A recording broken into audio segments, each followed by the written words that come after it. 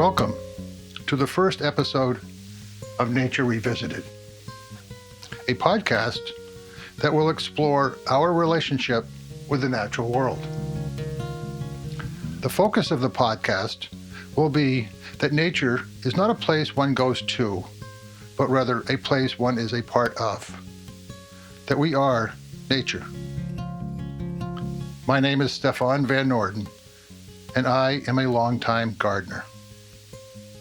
A few years back, I stepped out of the garden to make the film Negotiating with Nature. This podcast is an extension of that film. It will consist of stories, interviews, and discussions that will highlight the notion that we are nature. It seems that there is a large gap between where we are and where we want to be. We find ourselves in a moment when our communities, our country, and our planet are in a state of flux. There is a lot of static and noise that surrounds us daily. Our world is changing rapidly, and often we find ourselves unsure as to where and what our place is in it. We face an uncertain future. The science that tells us we are harming the planet is not going away. The technology that seems to overwhelm us is not going away. And the planet that sustains us is not going away. I believe we are better served with the choices that lay ahead for us if we have a better and healthier relationship with the natural world, with nature. So where do we begin? Where do we start on this journey? I envision each episode of Nature Revisited to be a kind of planting of a seed. What better place to start than with someone who loved planting seeds? Thomas Jefferson. When I first started the filming of Negotiating with Nature, one of the first interviews I did was with Peter Hatch. Peter was the director of gardens and grounds at Monticello for 35 years. He was responsible for the restoration, interpretation, and maintenance of Jefferson's 2,400-acre landscape. He has lectured nationally and written a number of books about Monticello. He is the author of the wonderful book, A Rich Spot of Earth, Thomas Jefferson's Revolutionary Garden at Monticello. I interviewed Peter for over an hour at his Virginia home, where he talked about everything from Jefferson, Monticello, to gardening and nature. Here then is more of that wonderful interview.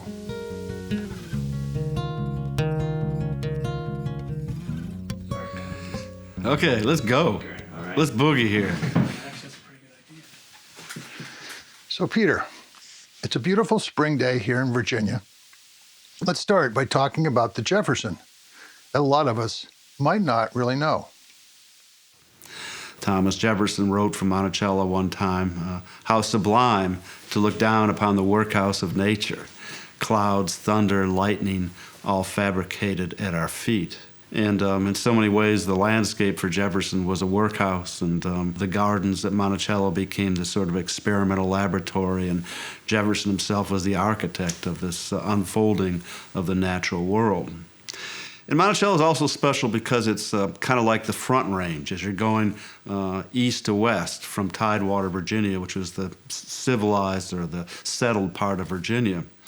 And in some ways, you could look at Monticello as this crossroads. You're looking east toward the old world, but you're also looking west to the new world. And I think Jefferson, in so many ways, captured the essence of East European architecture and culture, but he also looked at the way of transplanting that to this brave new world.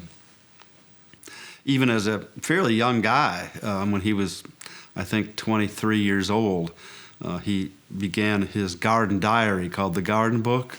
He commented upon the wildflowers that were blooming along the Rivanna River. He also documented sowing a garden at his boyhood home, Shadwell. His love of nature and his love of the natural world and his love of gardening began remarkably early in his life. A lot of times it takes a certain amount of old age or maturity to develop those interests because our young lives are so animated and excitable, and the peace of the natural world sometimes doesn't come through. But I think that, from a very young age, Jefferson was enamored with the natural world, and his interest in gardening and horticulture really arose in so many ways from this wide-eyed appreciation of nature. And not only was Jefferson writing down in his garden book what was going on, but he also had a weather memorandum book where he recorded the daily minimum and maximum temperatures. And he's been called the father of American weather observers for his dedication to meteorology. Another memorandum book included regular notations on the first appearance of a robin in the springtime or the first bloodroot that was blooming in March, giving the dates for their coming and going of various natural phenomena.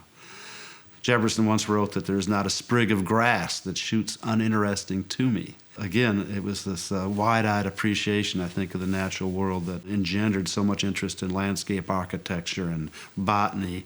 And in some ways, nature even set a foundation for his writings about politics.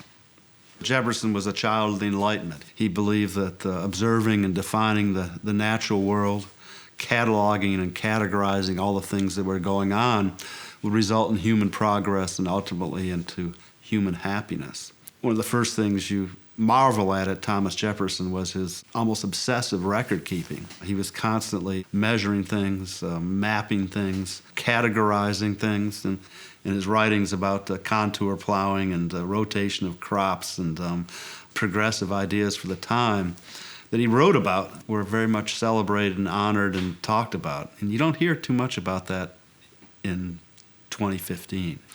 And of course, his garden diary is legendary, the garden book. And in the garden book, one sees Jefferson as really kind of as a scientist, as a child of the Enlightenment, counting up how many Carolina beans which would fill a quart jar, which would in turn plant so many feet of row in his vegetable garden, organizing his entire 1,000-foot-long vegetable garden into these three tidy categories according to which part of the plant was being harvested, whether fruits, roots, or leaves. A real window into the mind of Thomas Jefferson. And obviously, gardening was also an adventure for Jefferson. It was fun. He planted purple and white eggplants and green, white, and purple sprouting broccolis in adjacent rows. And he edged his tomato square with okra, plant textures in juxtaposition with each other. He reveled in odd-colored vegetables and multi-headed cabbages and other novelties of the vegetable world. And in the garden book, I think really one sees in Jefferson one man's dance with the elements and a certain amount of playfulness when he was in the garden sowing peas with his own hands or writing down in his diary when his salsify was harvested in October of 1814. And Jefferson himself worked to some extent with his own hands. His participation in the gardening process was really kind of interesting. Here we have among the most cerebral of historical figures who actually was very handy. A woman who visited Monticello soon after Jefferson retired from the presidency. Her name was Margaret Bayard Smith. She described how there was a wooden seed rack that was carried from planting site to planting site in the vegetable garden. And on the seed rack were hundreds of glass vials and tin canisters of garden seed. And Jefferson would take the garden seed and sow it with his own hands, according to Miss Smith. 5 different times during his retirement years, he redid his vegetable garden. He relaid out what he called the squares or beds. And a number of these measurements were recorded by Jefferson, are still around today. And often they were done in wintertime, and one can see Jefferson. He was in his 70s. He was 6'2.5". He was probably a little bit weathered with arthritis, a little stooped maybe. And he had with him a theodolite, which is like a transit that measures angles. And he also had a chain, which was like a tape measure that measured distances. And he was out in the garden, probably aided by a man sometimes called Monticello's head gardener, Wormley Hughes. And one can see Jefferson in the garden, his boots muddied with Albemarle County red clay, moving the theodolite from one angle to another, one right angle to another, and then telling Wormley, well, pull the chain tight and mark a stick to mark the corner of that bed over there. So it's another dimension to Jefferson that one doesn't necessarily associate with our third president, that he was good with his hands. Do you see Jefferson being relevant today? Well, I think a good sort of epiphany was when Jefferson was president of the United States. Over the 8 years of his presidency, he kept a chart of the first and last appearance over an 8-year period of 37 different vegetables in the farmers market in Washington, D.C. Jefferson went around to foreign embassies, and they would vie with each other to give Jefferson the most unusual type of vegetable. And Jefferson get the seeds of these crops and then pass them out to local gardeners and farmers with directions on how to grow the things. So here was Jefferson, over 200 years ago, fostering local farmers. And today, of course, we have this really powerful movement, this farm-to-table movement. So he's appealing, I think, to young people because of the values that he believed in. He was primarily a vegetarian. That is, he wrote one time that he ate meat only as a condiment to his meals. So I think he appeals in some ways to a lot of the younger generation. Gardening for Jefferson was a social activity. Jefferson not only looked at plants as a vehicle for social change, but he also looked at plants as a way of relating to people, in some ways as a vehicle for social intercourse. And there's this real union of gardening and sociability throughout Jefferson's gardening career. So gardening was a means by which the Jefferson family, I think, came a little bit closer together. It was a way for him to relate to his daughters and his granddaughters. He would often write to them from the presidency, asking them about gardening news at Monticello, what was blooming, what birds were singing at a certain time of year, asking them why he hadn't heard from her about the blooming of the columbines at Monticello. How did you come to Monticello? But yeah, I arrived at Monticello in 1977 when there was a growing interest in working on the landscape and restoring Jefferson's landscape to its early 19th century condition. The outdoors of a historic house museum were as important in reflecting the character of the person who lived there as the interior artifacts, as much as the silverware or the tables in the house.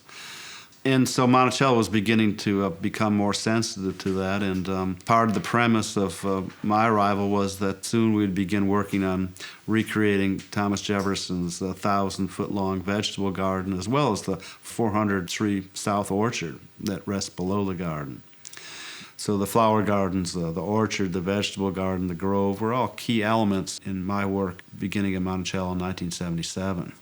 The job was interesting, not because I was necessarily walking in Jefferson's footsteps, but because I had this great variety of responsibilities that was really interesting. I'd write books about Thomas Jefferson, but I'd also come to work and figure out who gets which goddamn weed eater every morning.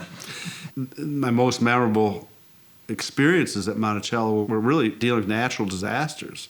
Blizzards. I was in charge of snow removal, tornadoes, hurricanes, big droughts where we couldn't water things. The crises were the things that for some reason will linger in my mind as the sweetest memories of Monticello. My job was a tough job, and it was a nuts and bolts. I was hired as sort of a nuts and bolts man, and I was hired to take care of 2,400 acres. It was a big job in that I had a lot of different responsibilities. So I would tend to have to put out fires all day long in some ways. And when I'd come to work, I'd often see more problems that need to be remedied. It sounds like the most romantic job in the world, but in fact, it was a very nuts and bolts, practical-oriented responsibility. But, I was there for a long time, and there were a lot of moments of sublime sort of experiences on the 2,400 acres that I took care of. How did working at Jefferson's home influence your personal thoughts and ideas about gardening and nature? I particularly, love and identified with Jefferson through the natural world, through the Rivanna River, which split his plantation, which has these gardens of spring ephemeral wildflowers, or the forest at Monticello through which Jefferson's roundabouts would wind. So enjoying the natural beauty of Monticello, I think, was a way by which I identified a lot with Thomas Jefferson. but also, meeting the challenges of gardening. Gardening is hard work. A lot of things go wrong. Nature can be a difficult relationship. So I identified a lot with Jefferson's own personal struggles with farming and with gardening. And I also, identified a lot with the complexity of Jefferson. His ideas on gardening, particularly on something like landscape design or landscape architecture, were constantly evolving. And the Jefferson of 1778 was really different from the Jefferson of 1806 was really different from the Jefferson of 1818. And his ideas on landscape really evolved dramatically over his lifetime. Let's talk about you a bit. How did you come to gardening? Yeah, I grew up in suburban Detroit when Detroit was sort of the center of the universe. I went to college. Was an English major in college, and after college, I didn't have too many ambitions, and it was the late 60s, and I went to live with my college sweetheart who was living in Southern California. And I wrote bad poetry and drank tawny port in the afternoons, and finally she dumped me for the fourth time, my college sweetheart, and so I had to go out and find a job, and so I wrote to schools around the country to be an English teacher because I was an English major in college, and I got one interview in a boarding school outside of Boston to be an English teacher and an ice hockey coach. So I got in my Volkswagen Bug with my dog Tukum and drove across the country and stopped to see my mother in suburban Detroit. And she made me go to her Lebanese hairdresser to shave off my beard and to cut my hair so I was presentable for this interview. And so I showed up for the interview with this goofy Prince Valiant haircut, and the headmaster said, "Why are you here?" And I was a young kid. I was 22, 23 years old, and I just started babbling incoherently. While I was waiting around to find out that I didn't get a job as a high school hockey and English teacher, I was staying with a friend of mine from high school, and he started talking about the joys of organic gardening, of shoveling manure for a vegetable garden. So I found out I didn't get the job, and with no money and no girlfriend and no prospects, I decided to go back to where I'd gone to college in North Carolina and start an organic vegetable garden. So that's how I became a gardener, and I thought, well, I could garden in the daytime and write bad poetry at night. And so that's how it happened.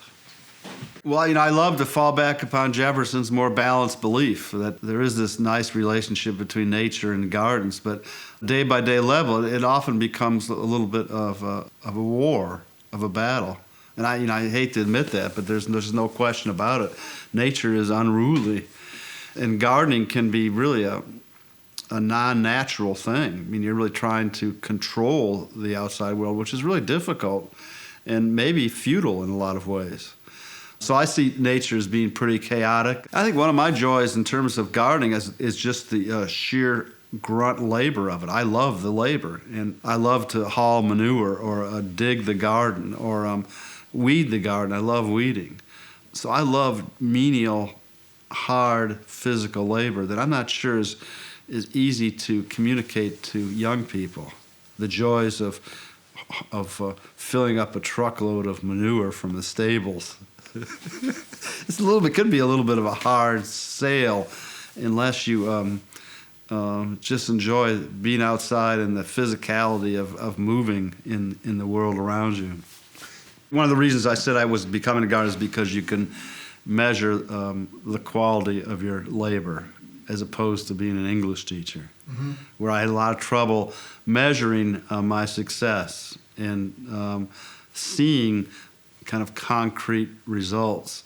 But in gardening, it's all out there, and that's why not all things are successful in gardening. It's gardening. Jefferson regularly referred to particularly farming as gambling, and so you take a lot of chances. And the thing I love about gardening, one of the things is working with the weather, is working with what's going to happen in terms of the summer thunder shower or cold weather approaching, or doing the things according to what the meteorological conditions are. I love that relationship. So that's one place where I really enjoy working with nature, working with rain, working with drought, working with wind, working with the soil drying out, working with the conditions. I prefer to visit a garden with a gardener who a funky garden where everything goes wrong and it's chaotic, and they use a lot of their they grow the flowers in the middle of automobile tires, and they use antennas to stake their peas. But I also, have this training as a professional horticulturist that kind of defies that. Your goal is to have a safe, neat, tidy, colorful, safe place. So that's an interesting, interrelationship. And now that my great joy in my life now is that I get to do my own gardening. I get to do my own work after being a little bit of a quasi-manager, particularly for the last 10 years of my career. But I get to do anything I want, and I don't ever want to have the pressures of being a show garden. Everything's kind of personal to me. This plant I got from so-and-so, this wildflower that I collected from so-and-so. So that's kind of this tree that I planted 40 years ago. Look how big it is now. I find a lot of personal joy in just doing my own personal gardening without the sort of prejudices and biases and stereotypes people have about what a garden should be. I think that gardening is an adventure. It's an opportunity to express yourself. It's an opportunity to have fun and be playful. And I think Jefferson was playful. And I think that's an important ingredient to the gardening experience that isn't necessarily a universally regarded point of view. Yeah, Jefferson once wrote in 1813 to Charles Wilson Peale, "Although an old man, I am but a young gardener." And his gardening career and farming career were fraught with calamities. It almost reads like one disaster after another. Particularly in his vegetable garden, he just persisted. He was gardening well into his 80s. At the age of 82, he read about giant cucumbers in a Cleveland, Ohio newspaper, and he wrote the governor of Ohio and asked him for seeds of these massive cucumbers. And he got the seeds and passed them around to all his neighbors and friends and sowed them in his garden, measured how long each one was, writing that although an old man, I am but a young gardener, he was very much playing that role in his efforts to grow these giant cucumbers. And obviously he was having fun.